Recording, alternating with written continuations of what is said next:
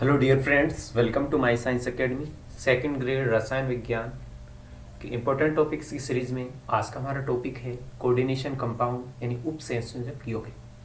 तो previous year में इस यूनिट से किस टाइप के क्वेश्चंस पूछे गए हैं और किस टाइप के क्वेश्चन बनने की संभावना है, आइए डिस्कस करते हैं। उपसंयोजक यौगिक के पीएससी नाम आपसे पूछे जा सकते हैं। तो कुछ मैंने एग्जाम्पल लिए हैं जो एनसीईआरटी बेस्ड एग्जाम्पल हैं, जैसे PTCl यानी प्लेटिनम है, क्लोराइड है, NO2 है, NH3 का होल 2 है। इसका IUPAC नाम देखेंगे तो क्या होगा, एमीन है और कितना है, 2 टाइप्स है।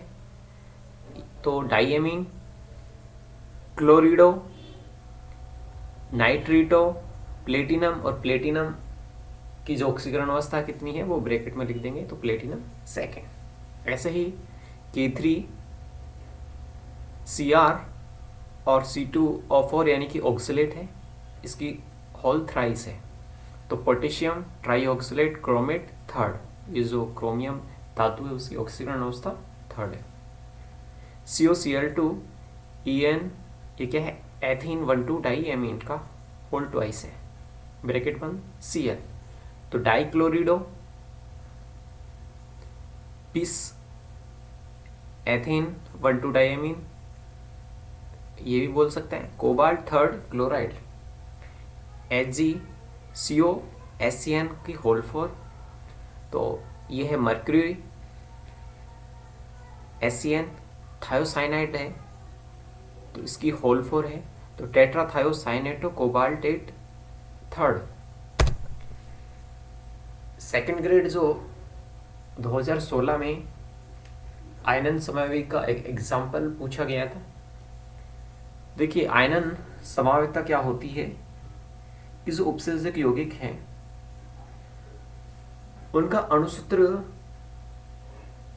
समान होता है इसमें, और जो उपसर्जक यौगिक विलयन से प्राप्त आयन होते हैं वो भिन्न भिन्न होते हैं, तो वो आयनन समावयवी कहलाते हैं और ये समावता आयनन समावयवता कहलाती है। एग्जाम्पल के लिए COBr, ये NH3 की होल 5 SO4, ऐसे ये है COSO4 NH3 की होल 5 Br, ये क्या है, आयनन समावयवी है। और ये जो एग्जाम्पल है ये सेकंड ग्रेड 2016 में पूछा हुआ है। और एग्जाम्पल है PT NH3 का होल 4 Cl2 Br2 है, PT NH3 का होल 4 Br2 Cl2, यानी कि इनका अणुसूत्र तो समान है लेकिन विलयन में इनसे जो भिन्न भिन्न आयन प्राप्त होते हैं। और ये आयनन समावयवी है क्योंकि दोनों ये अलग अलग आयन देते हैं। नेक्स्ट देखिए, बंधक समावयवता। बंधक समावयवता में क्या होगा, ये ऐसे उपसर्जक यौगिक जो उसमें उभय दंतुक लिंगेर उपस्थित हो, और जो बंधक समावयवी है उसमें क्या होगा कि जो केंद्रीय धातु परमाणु है हमारा, उसमें जो उपसर्जक बंध है उससे जुड़े लिंगेट दाता परमाणु हमारे क्या होते हैं, भिन्न भिन्न होते हैं। जैसे यहाँ ये केंद्रीय धातु परमाणु कौन सा है, CO है, यहाँ भी CO है, तो इससे जो जुड़े हैं, यहाँ देखो NO2 जुड़ा है, यहाँ ONO जुड़ा है, तो ये भिन्न भिन्न होते हैं और इसे हम क्रियात्मक समावयवी भी बोल देते हैं।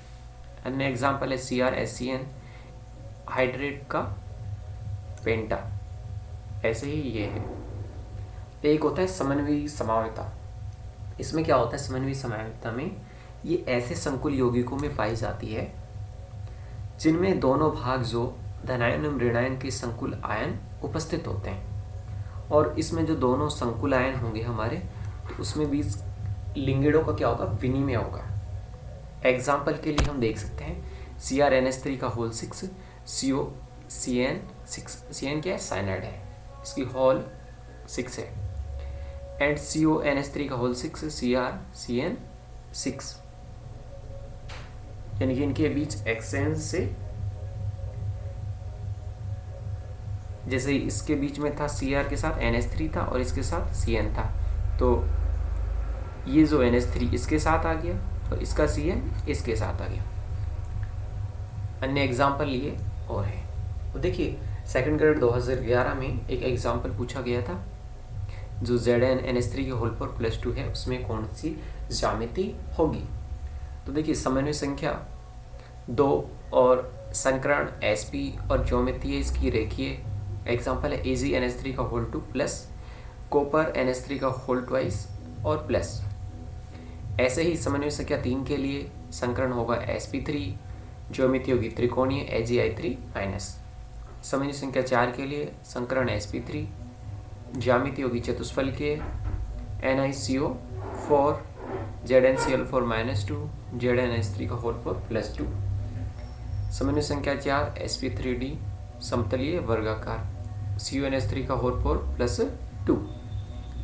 ऐसे ही एक एग्जाम्पल देख सकते हैं NiCN4 और होल पावर -2।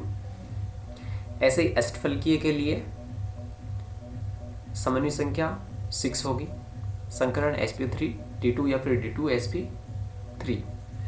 एग्जाम्पल देख सकते हैं CrNH3 +3 यानी कि क्रोमियम हेक्सा, और ये क्या है अमोनिया। FeCN6 यानी ये दोनों एग्जाम्पल अष्टफलकीय के लिए है। ऐसे ही अष्टफलकीय के लिए और समन्वय संख्या 6 Sp3D2 और संकरण अष्टफलकीय, इसे हम जैसे D2Sp3 भी बोल सकते हैं और इसे हम Sp3D2, COF6-3 और FeF6-3। और ये जो क्वेश्चन है ये भी सेकंड ग्रेड 2011 में आया हुआ है।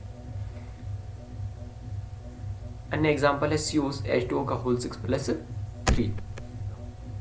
ऑक्सीकरण संख्या से रिलेटेड एग्जाम में अक्सर क्वेश्चन पूछा जाता है, अलग अलग एग्जाम्पल देख के उसकी ऑक्सीकरण अवस्था पूछी जाती है।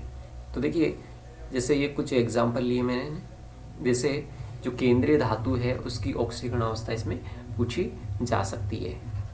तो जैसे यहाँ इसकी ऑक्सीकरण अवस्था निकालनी है तो इसको हम X मान लेते हैं।